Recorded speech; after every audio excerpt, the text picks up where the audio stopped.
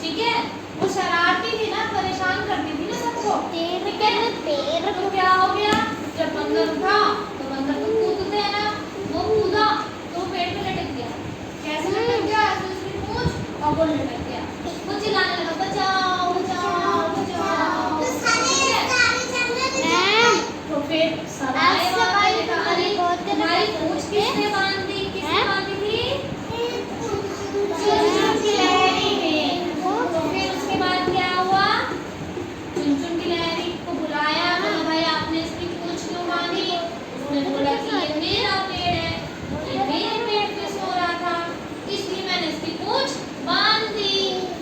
तो भालू ने उससे बोला जंगल में सब चीज सबके लिए होती है ना। जैसे आप क्लास में हो तो आप किसी भी डेस्क पे बैठ सकते हो, है ना। तो उसको समझाया, फिर उसकी मम्मी को बुलाया कि आपकी बेटी ने देखो बंदर की पूंछ बांध दी। तो उसकी मम्मी ने चुनचुन को डांटा कि ऐसे नहीं करते, और उसकी मम्मी ने जाके बंदर की पूंछ खोल दी। बंदर नीचे आ गया। एक